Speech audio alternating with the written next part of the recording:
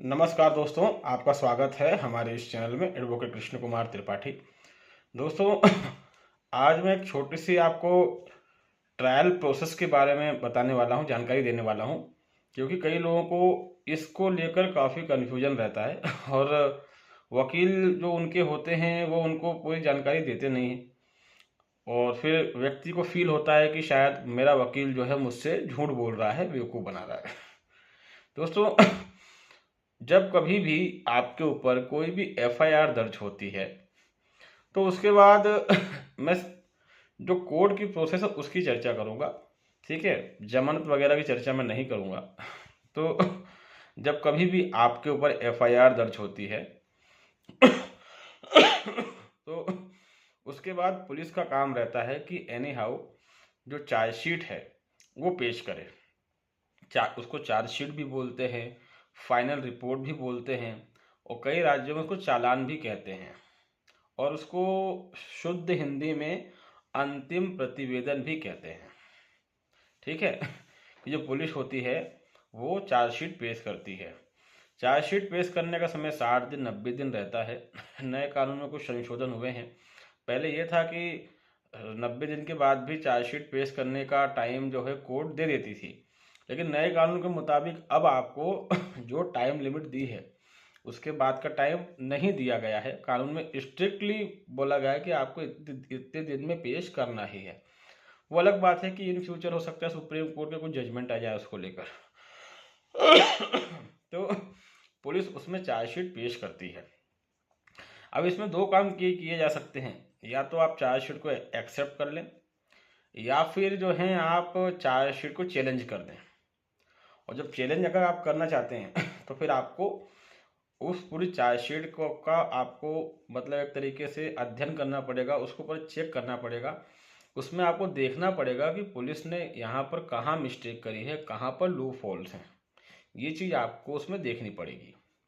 तो आप उस पूरी चार्जशीट का अगर उसको चैलेंज करना चाहते हैं तो आप उसका पूरा वेरिफिकेशन कर लें एक तरीके से। चार्जशीट पेश होने के बाद आपकी जो पूरी फाइल है, अगर वो मजिस्ट्रेट ट्रायल है तो जिस मजिस्ट्रेट के यहाँ केस लगा है वहीं चलेगा। अगर वो सेशन ट्रायल है तो फाइल कमिट हो जाएगी सेशन जज के पास।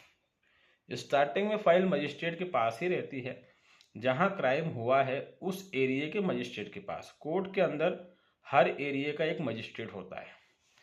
तो अगर वो सेशन ट्रायल मामला है, गंभीर मामला है, तो वो फाइल ऑटोमेटिक मजिस्ट्रेट जो है वो सेशन जज के पास ट्रांसफ़र कर देता है चार्जशीट पेश होने के बाद। चार्जशीट दोस्तों जो होती है वो आरोपी को फ्री ऑफ द कॉस्ट मिलती है।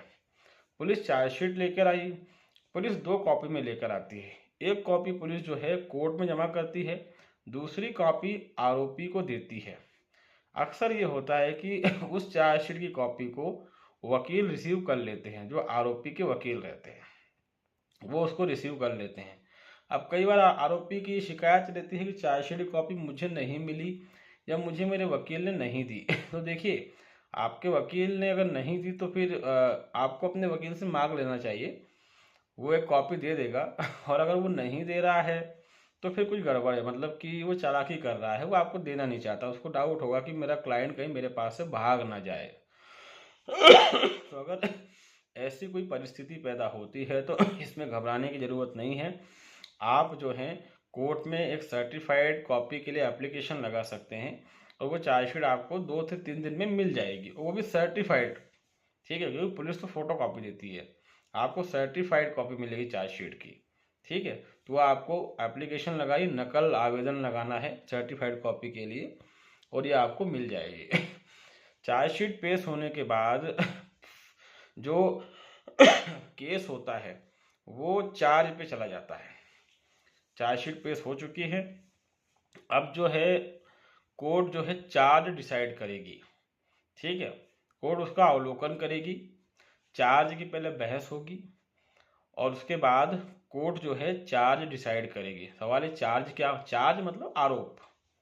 कोर्ट ने देख लिया चार्जशीट फाइल हो गई है, इसमें एफआईआर है, इसमें सारे बयान हैं, एविडेंस है, तो कोर्ट जो है फिर उसके हिसाब से चार्ज डिसाइड करती है कि इस व्यक्ति पर जिसके ऊपर आरोप है, इसके ऊपर इसका पूरा अवलोकन करने के बाद क्या क्या चार्ज बनते हैं, और आखिरी में कोर्ट लिख देती है कि आरोपी के संबंध में कि क्या आपको उपरोक्त आरोप स्वीकार है, यानी कि आपके ऊपर जो आरोप लगाए गए हैं, जो एफआईआर की गई है, तो क्या आपको स्वीकार है। तो सीधी सी बात है, कोई स्वीकार नहीं करता तो हर कोई लिख देता है कि जो आरोप अस्वीकार है, विचारण चाहता हूँ, मतलब जो भी एलिगेशन लगाए गए हैं वो मैं एक्सेप्ट नहीं कर रहा हूँ और मैं ट्रायल चाहता हूँ, आई वॉन्ट ट्रायल। ठीक है, क्योंकि ऐसा तो पॉसिबल नहीं है कि कोई व्यक्ति लिख दे कि हाँ स्वीकार है, क्योंकि अगर वो ऐसा लिख देगा तो उसको उसी समय सजा हो जाएगी, तो कोई लिखता नहीं है इस तरीके से। ठीक है, इसको चार्ज लगना बोलते हैं। ठीक, इसमें जुडिशरी की सबसे बड़ी मिस्टेक ये रहती है दोस्तों कि ये चार्जशीट फाइल होना, चार्ज लगना, ये हमारे सिस्टम में आज की तारीख में फॉर्मेलिटी है बस। ठीक है, इसमें कोई मेहनत नहीं कर रहा है। अगर पुलिस ईमानदारी से जांच करे और फिर चार्जशीट पेश करे तो सीधी सी बात है, पुलिस को ये लिखना पड़ेगा कि मामला झूठा पाया गया, जांच में कोई सबूत नहीं मिले। लेकिन कभी भी पुलिस ईमानदारी से कुछ भी जांच नहीं करती है। ठीक है, पुलिस वाला जो होता है वो घर बैठे बैठे ही या अपने ऑफिस में बैठे बैठे ही चार्जशीट पूरी बना देता है। ठीक है, कुर्सी से 1 इंच वो नहीं हिलता, और जब वो चार्जशीट जज के पास जाती है तो जज साहब भी उसका बारीकी से अध्ययन नहीं करते। जज को लगता है भाड़ में मुझे क्या करना है भाई, आरोप जो है वो फला व्यक्ति पे लगा है, वो जाने, उसका वकील जाने, मुझे क्या, मैं जज हूँ, मैं एसी की हवा खा रहा हूँ, मुझे सैलरी मिल रही है। मतलब जज को कोई मतलब नहीं होता उस चार्जशीट से, भाड़ में गई चार्जशीट। और जब आप उसको चैलेंज करते हो कि इसमें ये मिस्टेक है, चार्जशीट गलत है, तब जज साहब आपकी पिटिशन फिर वो बड़े ध्यान से देखेंगे कि क्या चैलेंज कर रहा है ये।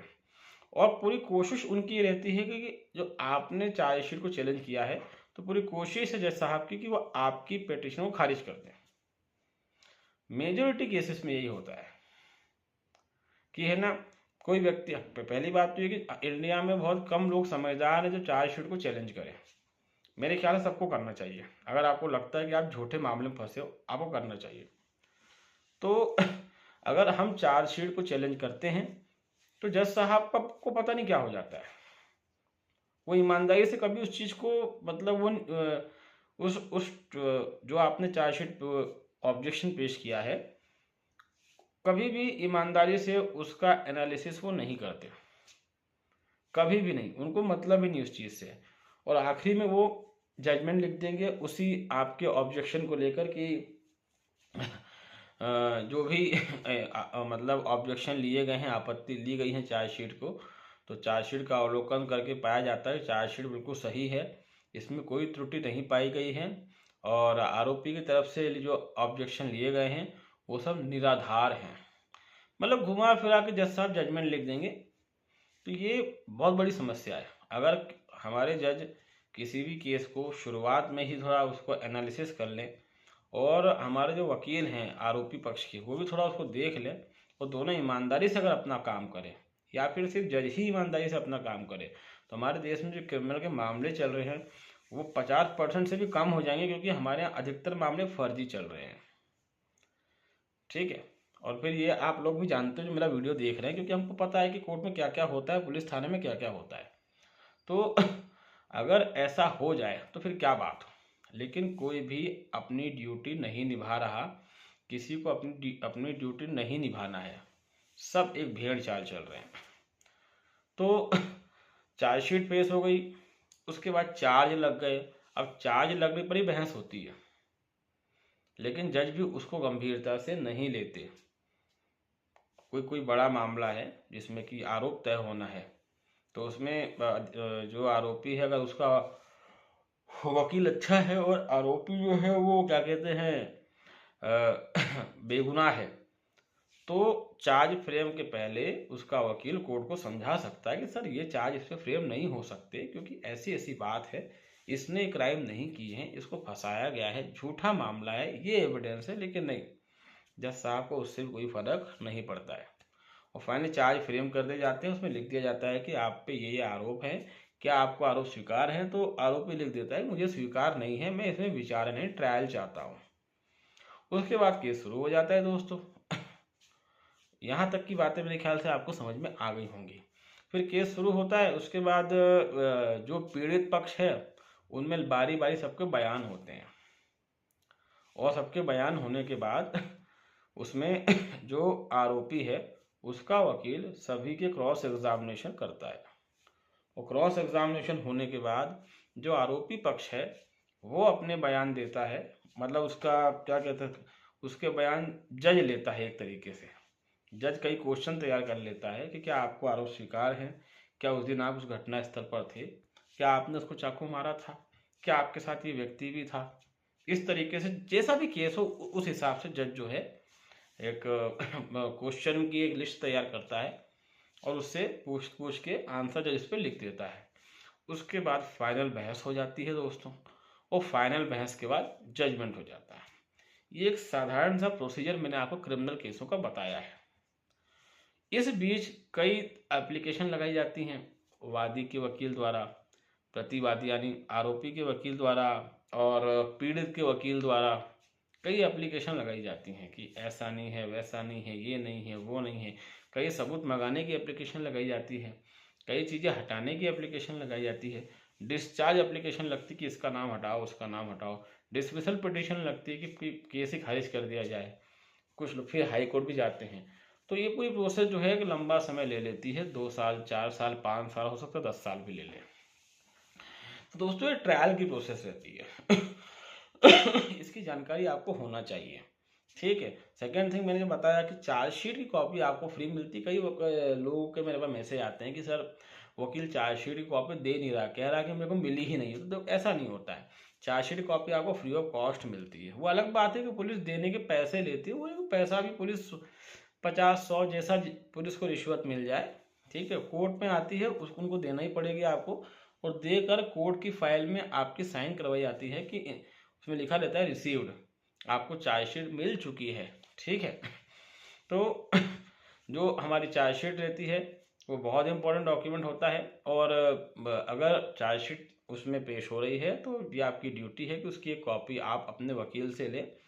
जब भी पेश हो आप वहाँ उपस्थित रहें, और इमिडिएटली उसको अपने हाथ में ही ले लें उसी, और वो वकील साहब को बोल दें सर मैं इसकी कॉपी करा के आपको दे देता हूँ, बात खत्म हो गई, ठीक।